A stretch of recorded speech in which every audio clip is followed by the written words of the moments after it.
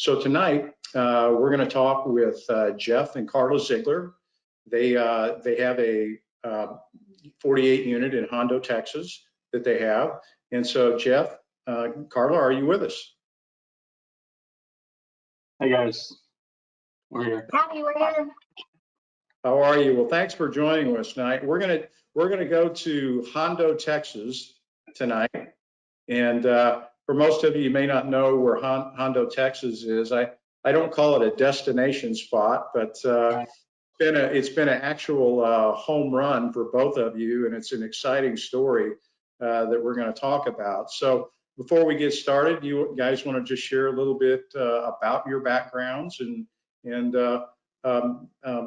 what brought you to Lifestyles and what type of industry were you in or in? Yes, we've been in construction and in sales for 20 plus years, and we've always had a little kind of passion for real estate bubbling, but it took a long time to actually take action and discover Lifestyles back in 2015. Good, well, wonderful. How about you, Geoff? Yeah, same background. I've never worked anything other than construction, other than a short stint working for Blockbuster Video back in the day. But I've always been in construction. I've had a passion for real estate. Like David said in the intro, we met Chris Carr and his wife Anne Marie and saw what they were doing and kind of got intrigued, and he turned us on to Lifestyles, and the rest is history, as you say. We've embraced the lifestyle model, we've embraced the map, and now it's our chance to share and give back.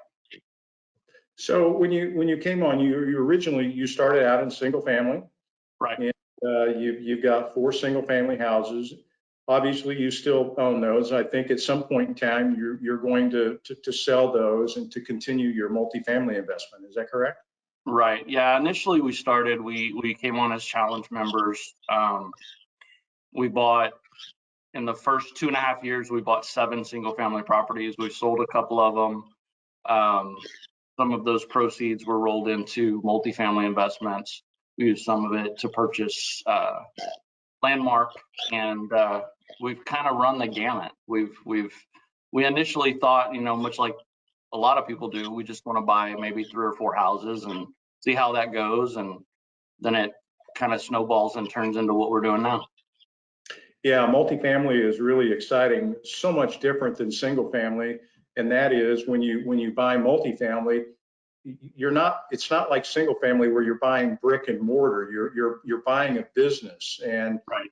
In a few minutes we're going to show you how Geoff and Carla grew the business, and I think you're going to be amazed at the numbers that you see. You got quite a portfolio right now, so it looks like not only single family, but you also invest in other multifamilies, as well as being a lead investor on your own asset.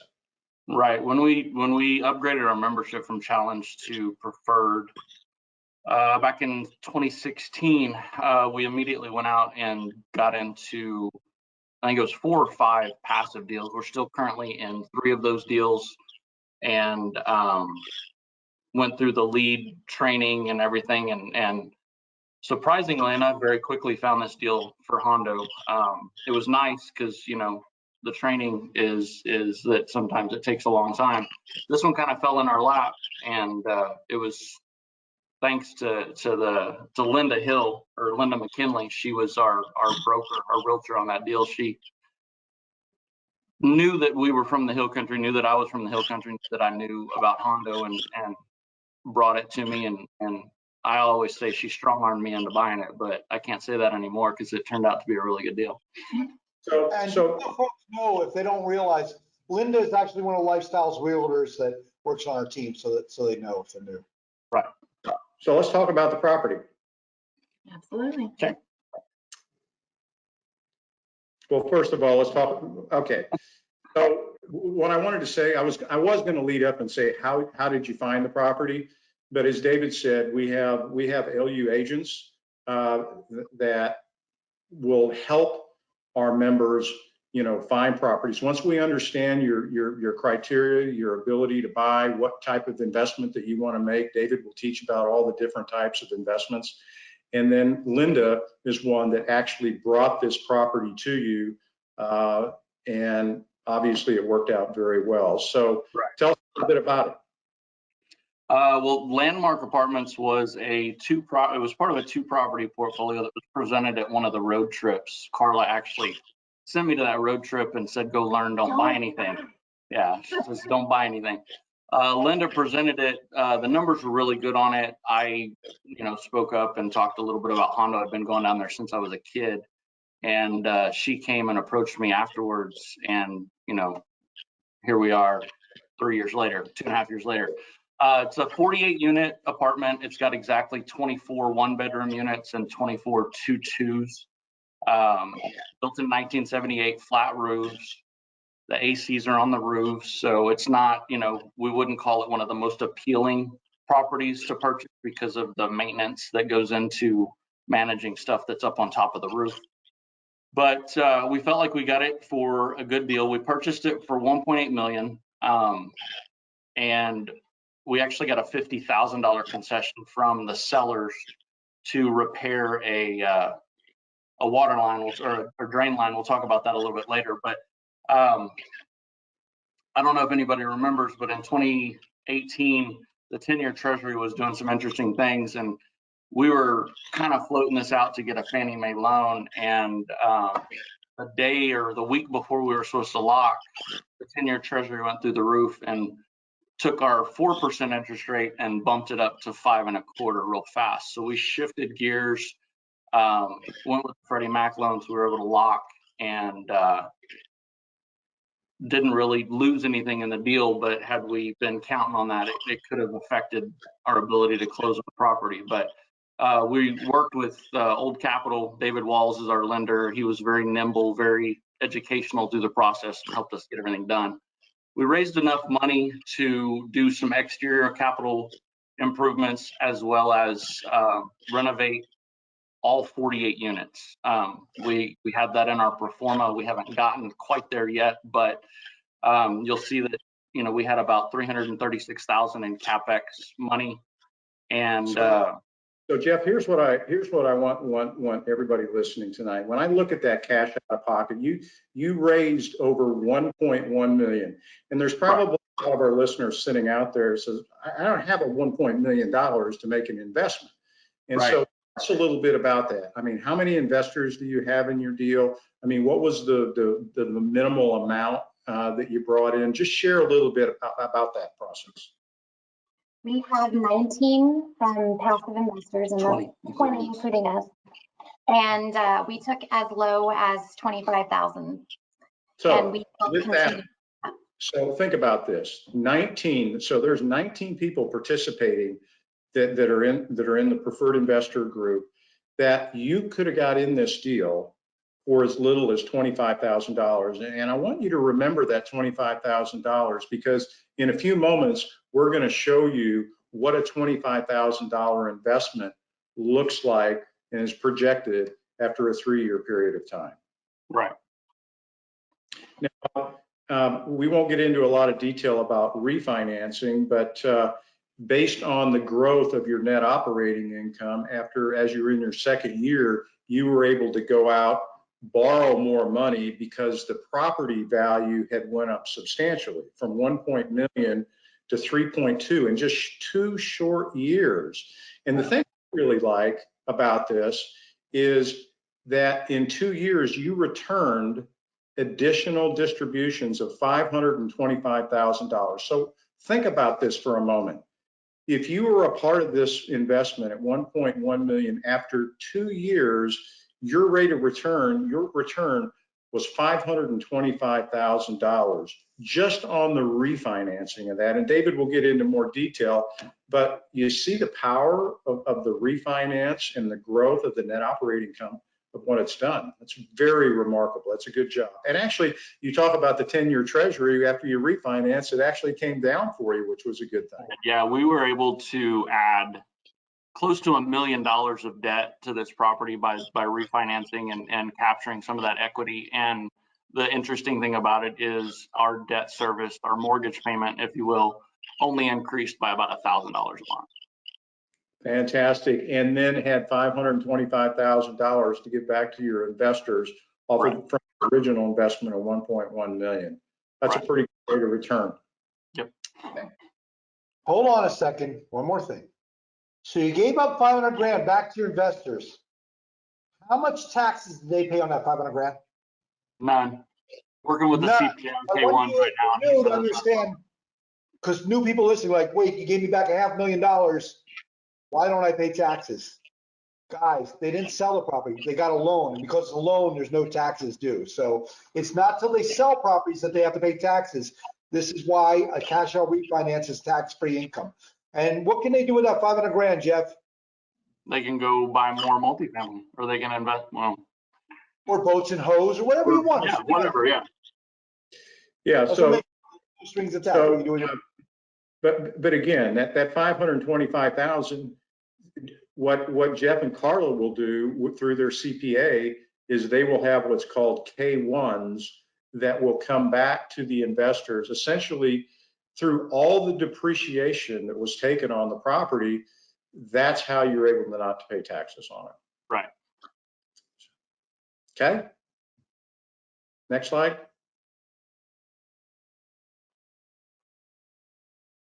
Tell us a little bit operationally, you know, what the income, what the expenses look like, what your return on investment is. So if you look at the expenses, if you're, you know, looking at 50 unit, 48 unit apartment complexes, our expenses are probably a little higher than what you would normally see. However, we have full-time property management and full-time maintenance staff on site because we actually share with another Lifestyles member who bought 108 units down the street and around the corner from us. And we have an agreement with them where we share property. So we have, I mean, we have a little higher expenses than what we normally would, but it's nice given that Hondo's an hour away that we have on-site team to take care of things when I'm not able to get out there. But that income number, when we took the property over, I keep my old MFQA right here to say that income number grew from around 300,000 when we were underwriting it to over 400 in the first 18 months. We were able to rehab about 42 of the 48 units. And the interesting thing about that is our occupancy held steady at around 80% because everybody that lived on the property saw what we were doing and they were willing to, in the middle of a lease, move into a new upgraded apartment and sign a new lease for 12 to 15 months and pay, in some cases, $100 more a month in rent to live in the nicer, newer, renovated units. So that helped us out a lot from an income perspective. And then once everybody had kind of transferred that wanted to, we were able to lease up and very quickly got to 98, 99% before the end of our first 18 months of ownership. Yeah, and we're going to see in a few minutes, just by those nominal rental increases, what that's done from your net operating income at takeover to where it's at today and where it's projected to be next year. And just these slight NOI increases, we'll see what it does to the valuation of the property and the substantial rate of returns for the investors. So before and after, well, looks good. Yeah, the before picture there was taken when we went out to on our first tour, and that was what they called their rent ready unit. I took a picture of that because that door, behind that door, was a water heater, and that was their move-in. They had somebody moving into that house moving into that apartment in like 2 or 3 days, and that was it. They were ready to go. So if you can imagine little things like that throughout the entire apartment, that was their finished product versus what we've had. You know, some of the stuff was original Harvest Gold. David's got a picture of me with my last Harvest Gold range moved out. Teresa Harrell, our operations consultant, came out and visited me on property one day, and I was getting rid of my last Harvest Gold range, and so she had to take a picture of us doing that. That goes back to the 70s, doesn't it? Yeah. Yeah. So there's never been any upgrades on this property until A you lot guys. of these interiors were vintage, yeah. All those floors, I love the tile floors. I mean, Yeah. you know, So we went through all of the first floor units have the wood look vinyl plank all the way throughout. We don't have any carpet on our first floor units. Second floor units, we kept carpet in the bedrooms just for noise and things, but we got rid of a lot of the 1970s. We dumped the 70s and 80s in the dumpster and brought them into the new world. Incidentally, the before picture that you just flipped up, that's that same apartment that was ready for them to have somebody move into like 3 or 4 days later. Who's that bald guy in the picture there in the I mirror? don't know. I'm not as good at taking pictures as you are, so I can't sneak my hand around. There's another picture we had to exit out because you were naked in it, and that was.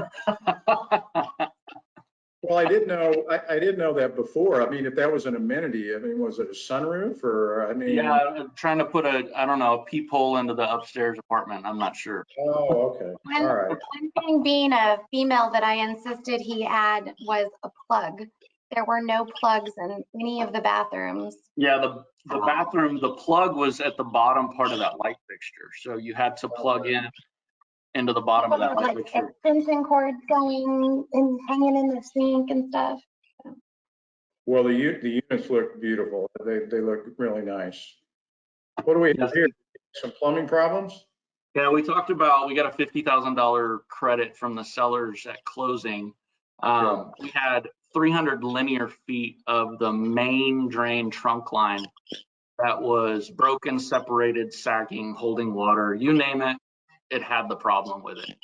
And so Did you discover this on your due diligence period? Yeah, we discovered this during feasibility. We had a plumbing contractor come out and they scoped the lines. And this particular line that we did, they were only able to get the camera so far because the water, the pipes had separated so far that the camera wouldn't go past a certain point. Here's what I want our listeners to know about this is when we acquire a property, when we go under contract, we have complete inspections on the property.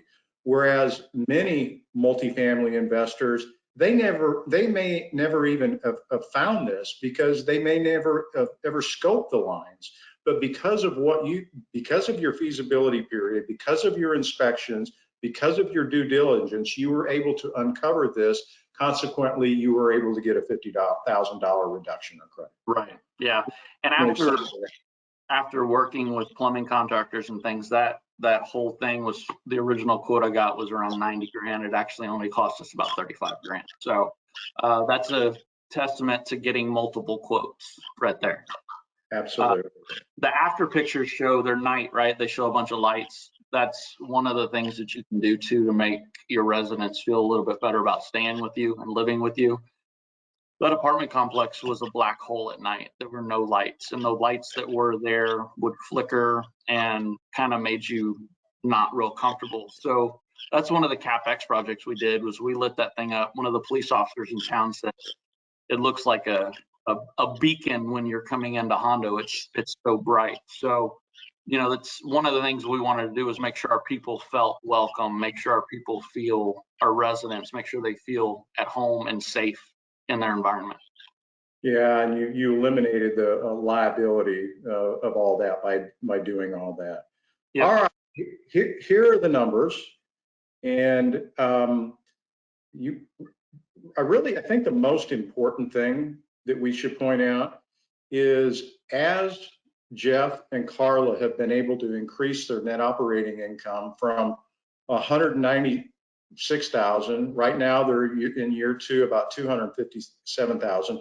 Here's what I want to point out on this. In year 2 is when you did your refinance. That's when you went out because you grew the net operating income. You were able to borrow more money and in return give a substantial distribution. So in year 2, think about this for a moment. You get a 58.6% return on your investment just after 2 years. Now, if you go look at year 3, you had some COVID reserves. In other words, for our listeners, that's generally some additional principal and interest that had to be escrowed, but you got that back. You're planning on getting that back after year 3, which means that's going to be another 25.9% in year 3. So let's see what that means as we go to the next slide. All right. As I started earlier, you know, obviously the value of your property is how you grow your net operating income. So when the property was bought, the net operating income was $135,000. By the time you get to year 3, your projected operating income is going to grow from $135,000 in purchase price all the way up to $261,000. That valuation of the property now, this is remarkable. From your purchase price of $1.8 million to over $4 million by year 3. Now, I just briefly want to go through the calculations with you. If Geoff and Carla were to sell this property in year 3, which they may or they may not, but let's make the assumption that they did, they would have to pay off the debt on that property, which is $2.1 million. They would return their investors' capital, in other words, the $1.1 million that they invested. And if you tack on the 3 years worth of distribution that they were paid, investors were paid, that's a total equity capture. Think about this, $1,879,000 returned to the investors after they've already got their $1.1 million. That is a 160% return on their investment in 3 years, or 260% over the original amount. That is a fantastic story. And this just goes to show you, by doing the right things, investing in the right repairs, growing rent, that can take a property like this from $1.8 million to $4 million in 3 years. That's a remarkable story. Congratulations. Thank you. That's what we like to call pee in your pants. Exciting. Oh yeah, absolutely. Good. Well, I know there's a lot more in store for you guys coming in. Let's talk a little bit about the next slide and kind of what's next for you. Well, we were set a goal to retire Geoff from his corporate America job, and we did that this last November. So he is fully focused on just our real estate and growing our real estate. So our immediate goals is to find our second multifamily deal. That's prime time, what we've been focusing on daily, what I've been surfing the web on. Find it. I found the hardest boss I've ever worked for. There you go. Why don't we go to the next one, David?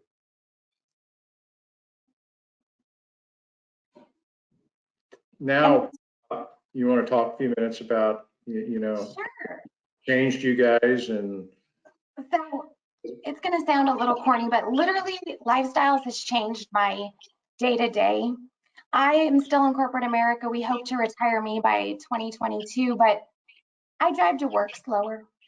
I have more time back. I'm looking around at people that are angry and, you know, just honking the horns. And I'm just like, I don't have to live like that anymore.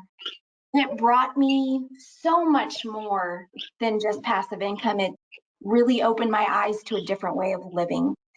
And I have a passion inside me to also then now my children get to grow up and see what is capable, what they can do, that they don't have to go to a 9-to-5 job. They don't have to go to college if they don't want to.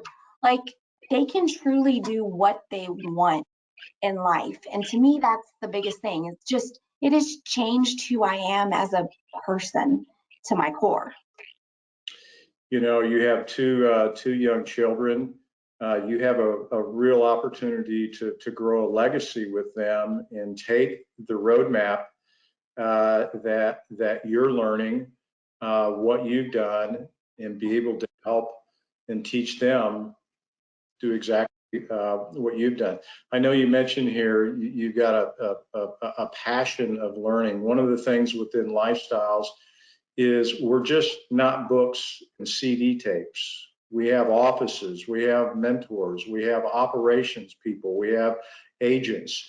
You know, our phone numbers are given out to all of our members.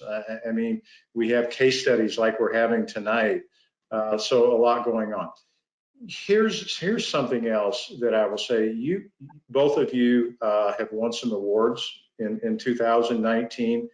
I know because I was fortunate in 2015 to be a part of an independent rental owner myself.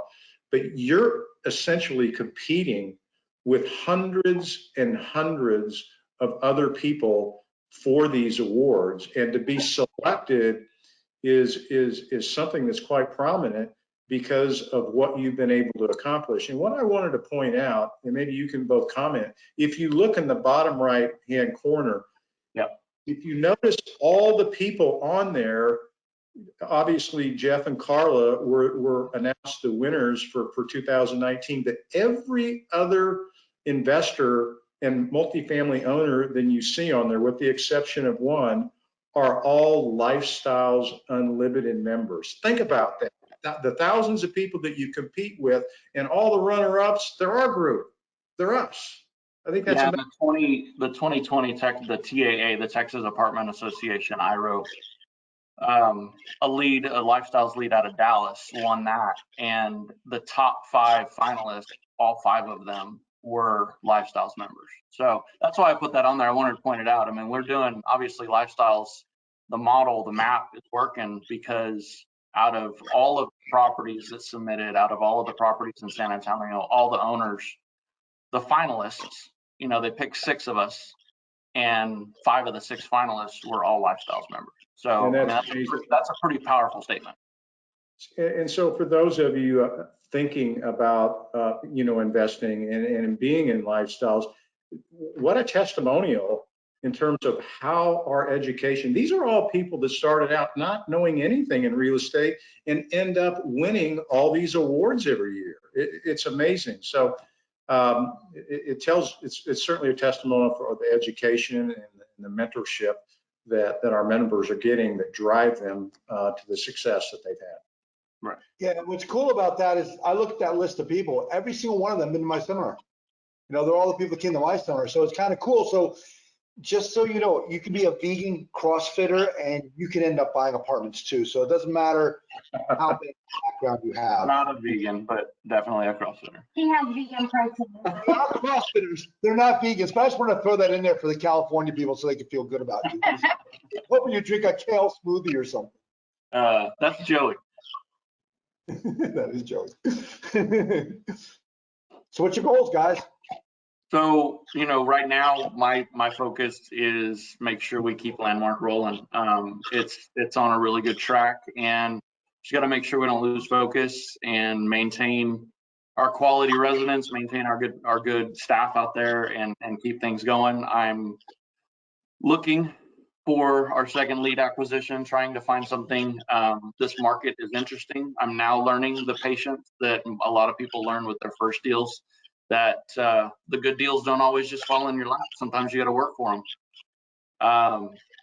You mentioned, Doug, that, you know, we're probably looking to liquidate some of our single family properties and take some of that and move it into either an IRO deal or a next lead deal if need be. And looking farther long term, I got to retire my boss.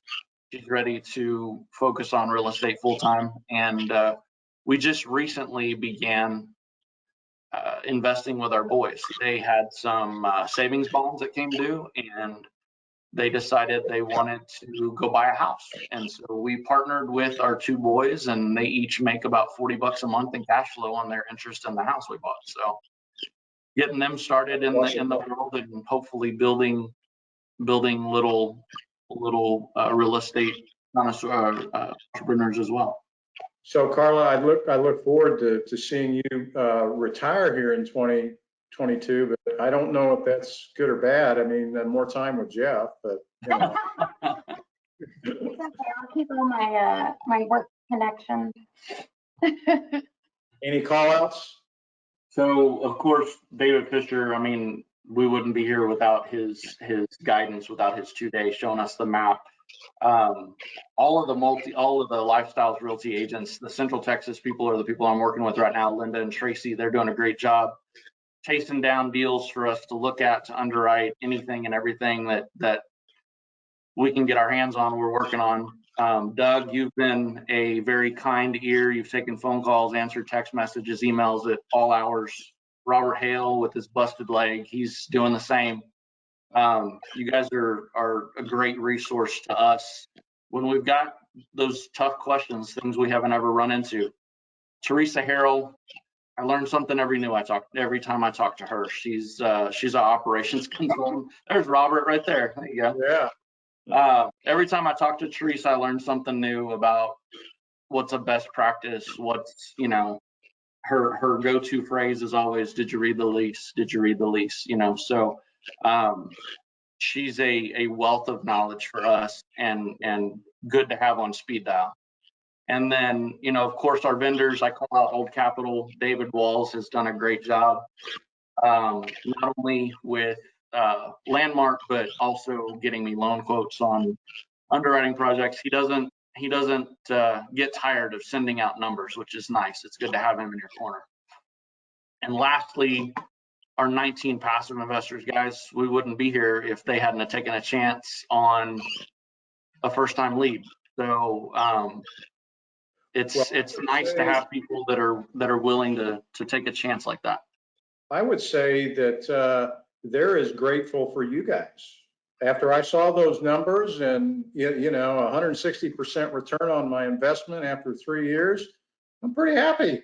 Well, it's nice to be able to return the favor because they took a chance on us. So, all right, wonderful story, you guys. Thank you for giving back, sharing everything. See if we can get David to come on, and I'm sure we got some pretty good questions. The Davids. The ugly David. There he is. There's Rumpelstiltskin. So, and forgive me if I have to ask a question that you already answered. Somebody else didn't hear it besides just me, but I'm answering at the same time. So my apologies. You're making excuses. You're making excuses ahead of time. I like that. What is your exit strategy? Well, we initially purchased the property with the idea that we would hold it for about 5 to 7 years. That's a question that I'm going to pose back to our investors. We may sell. It depends on the market, really, more than anything. We may sell in 3 years. We may sell in 5, 7. We may hold it if it continues to cash flow and appreciate.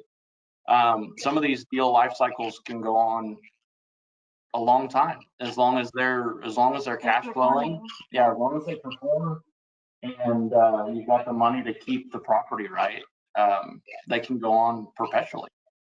And just so you know, if you're new, because that sounds very ambiguous to you, you have the ability to do multiple loans on these and things called supplemental loans. And I'll get into that this weekend, where they can actually put out another 100% a couple years later, another 100%. That's why they can hold it as a business forever if they so choose. But going into the deal, is it a 1 year hold, a 3 year hold, a 5 year hold? Yep. There's lots of different deals out there and lots of different ways. And I'll teach you all those different ways this weekend, so you know. And it's also part of the communication between the lead and the passives too. I mean, yep. When we get to the point where it starts becoming a time to sell, I'll pose the question and it becomes a vote more than anything. Yeah. And one of your investors keeps messaging me on Facebook about seed corn, and I don't know what he's talking about. Hi, John. He was on the radio with me Saturday. Yeah, so how many hours did you spend initially on the property per week, and how many hours now do you spend per week? Initially, he was there every single day, almost all day long. So that lasted probably 6 months, 3 months, and then it started tapering off. But today he was there for the first time in 2 weeks, and he just took his staff to lunch. Wow, rough work. I was there because I'm a micromanager on the construction. I didn't want to let go of the reins. What was the initial capital started with when you joined Lifestyles Unlimited? When we started in 2015, we had $25,000 in Yeah. our savings, but we did the exercise to figure out like where all the hidden money was. We did a refi on our personal house and we pulled my 401k out. So that added to our seed money to get us started. and we also liquidated anything we had in a brokerage account too. So Yeah, folks, just so you know, when you first hear that, they sound like they're crazy. You pulled money out of your 401k. What are you doing? You double your money one time, whether it's a house or apartment, you start moving money quicker. And just you did won't it understand again. that until you come to the seminar, but you'll get over your fears. Yeah. We started searching for quarters and pennies in the couch too. So Good deal. I've gotten quite a few questions about, so if I invested 25,000, what's my return? Is it proportional? You want to just kind of address that in a blank statement, or maybe David could do that even? yeah.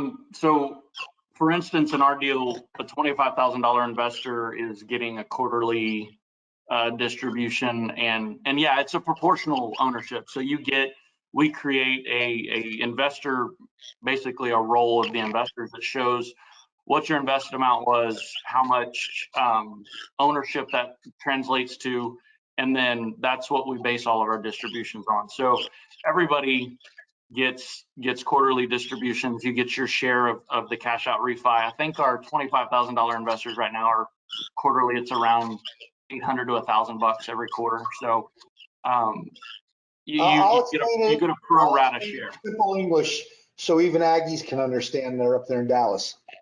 It doesn't matter whether you put in 25 grand, 50 grand, 100 grand, or 200 grand in this deal. Everybody made 160% return. So take whatever you have and you made 160% return on it. That's simple math. So it doesn't matter if you put in 25 or 100 grand. If that person made 11% a year, that person makes simple math, guys. Yeah. Or you could go Jeff's way, which is more complicated. I'm kind of giving it a second here. To see if there's any other. I've got some kind of more general questions we answered in the 2-day, and questions that we can talk about out at the end if people have questions. Here's a good one. Can you give some detail on what your day or lifestyle on a day-to-day basis looks like now after joining Lifestyles?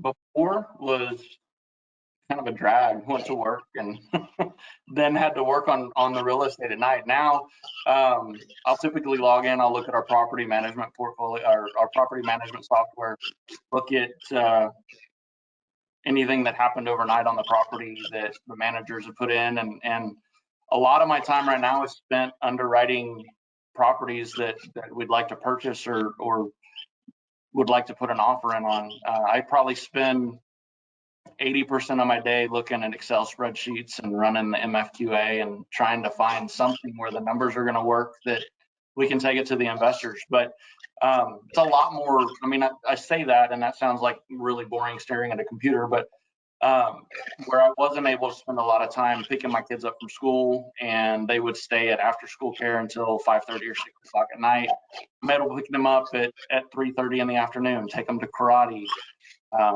My family has a ranch out in Bandera. I spend at least 1, sometimes 2 days a week out there working. We have cattle out there. We hunt. It's just, there's a lot of things. You know, you got a honey-do list at home. You can multiply that by 1,000 if you own property. So I have a lot more free time to do the things that frankly that I want to do that matter. I mean, you know, Carla will go to the spa and get a facial, and that's her thing. But my therapy is going out to the ranch and working with my hands. I'm going to rephrase that question, not how David asked it. On your current property, not looking for, because I know what he means for the new people listening. He's like, if there's an 8-hour day, I spend 6 hours looking for my next property. That's where he's spending his time. But on his current property, he's spending like an hour or 2 a day looking at a spreadsheet, and that's about it. Am I correct? Yeah, yes. So once he got it running, it runs smooth. And now he's just looking for his next deal. Now, let me rephrase that question one more way so people understand. Because, and guys, just so you understand, being a lead investor is a full-time job.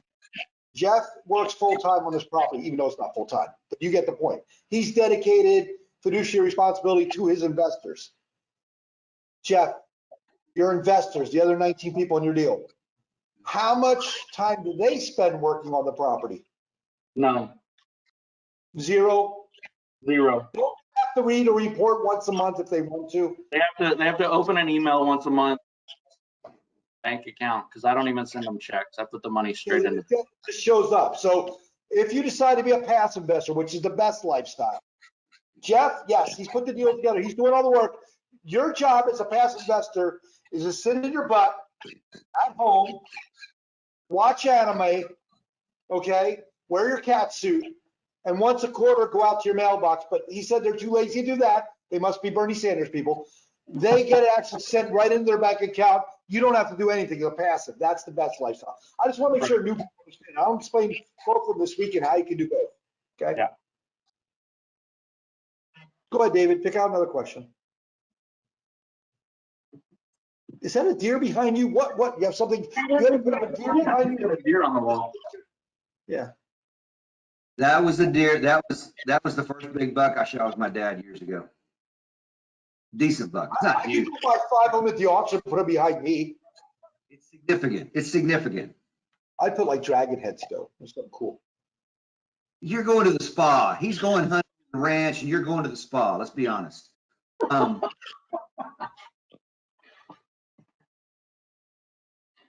Here's a good one. This is a good one. What is the risk of total loss? Is there protection to guard that initial investment?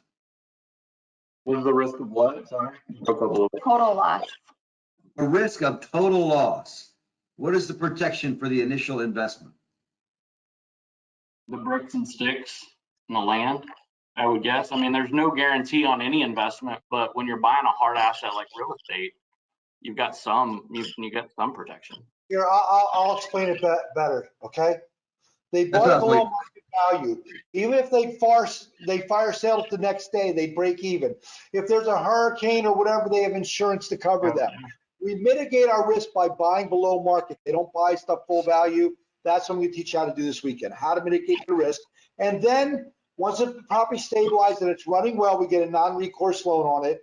I'll explain that this weekend. In other words, they refi, they get all their money back out of it. They have zero in the deal. Even if the world went to hell in the handbasket the next day, they hand back the keys and said, sorry, it didn't work out. They can't even go against them personally and wreck their credit because it's non-recourse loan and you already got your money back. So your risk is mitigated by when we do a deal. But you need to come this weekend to learn how to do all that so we can mitigate that risk. And David, I'll make one other comment on that, is that we stress test. In other words, when we're looking at buying properties, we run through all the analysis and the underwriting, we stress it out. We say, okay, if rents were to drop 15% or if occupancy went to 63%, we look at all that. So we know where our break-even point is on a property at any given time. And I just wanted to add that, we all went through COVID, and as owners, everybody was freaking out about what was going on. But what it proved at the end of the day was that when you have a great home for your residents to live, shelter is needed. People need shelter. They don't need to go to McDonald's. They don't need to go to the spa. They'll cut all those other things out. But they like where they're living. They'll continue to put things together to pay their rent. Yep. Yeah, guys, you got to decide in your life. Are you looking for a way out or are you looking for a way in? Are you happy where you're at? Do you want to change your life? Do you want to step up? Do you want to change? Would you like to retire in 5 years or less? All you need is one excuse not to do this. Not 100, not 1,000, one excuse. If you really want to change your life, if you really like to make these types of returns, you got to step up. You got to come to the seminar, at least come with an open mind and hear how we mitigate that risk. And I explained in my speech earlier, Dell 30 years ago came up with the model, single family and multifamily rentals. That mitigates our risk because we have essential workers. So even if you have 100 units and 1 or 2 might be affected by it, the other 95 aren't. they're still paying during COVID. So, you Well, know, and that from a lead perspective, the value that Lifestyles brings to the table through that, we were, March and April last year, Doug, you can attest to this. We were on webinars 2 and 3 times a week because the Lifestyles office, the brass, they were interpreting all this rapid fire stuff that was coming at us and the value that brought to us. Because if we didn't have Teresa and Terry and Lynn and all the people that were interpreting all of the new laws, I mean, we would have been lost. What do we do with our residents? What do we do? I mean, how are we supposed to move forward?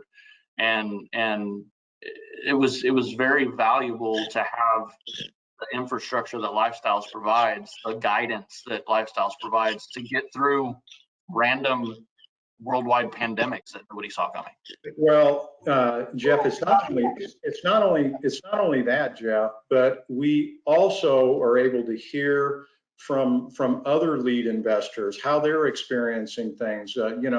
What have they learned from their experiences, and they're sharing back with us and sharing information that they've learned. So that's all been powerful as well. Right. did David Ruzicka go to Jazzercise or what happened? Was raising my desk a little bit. Well, we don't care about that. Apparently you did because you brought it up. Hey, what's your occupancy right now? Did you have to evict anybody during COVID? Did you have any problems with people not paying rent? We've been very fortunate. I've got a really great property management team out there. Our people are awesome at communicating with our residents. We had a total of 3 months where we had to work with 2 different residents to help them out to make sure that they were able to keep a roof over their head and pay their rent. I mean, we introduced payment plans. We gave up some concessions to help them keep their place, and they've rewarded us with new 12-month leases. We haven't had any evictions. We haven't had, actually, through this entire process, we haven't had a single month where we have ended with any delinquency whatsoever, because we've worked with our residents, we've worked with our on-site team, and we've made them understand that, hey, we're people and they're people too. And when you personalize it like that, a lot of times it becomes easier to get through. We don't, unless we have to, we don't govern with a heavy fist out there. I mean, you're talking about people's homes, and that's a different, you gotta come at things a little differently when you're doing that. So we haven't had, luckily from COVID, we haven't had any real major conflicts. And I think all of us are keeping up with the various different type of rental assistant programs that they are based on what city or counties that you're operating in. And so we do a good job of keeping up with that and sharing it with our residents to make sure they're aware of the opportunities that they do have. Right, and we've helped. That's one of the things that we've done is we've helped some of our residents apply for assistance and make sure. And I know a lot of the other Lifestyles lead, we bounce these ideas off each other. And what's the new, latest, greatest thing that the state of Texas is rolling out, that the city of San Antonio is rolling out, whomever. And that's part of the group mentality. We share that as we get it. And you asked what our physical occupancy is. We're at 98% occupied right now. We have 1 vacant.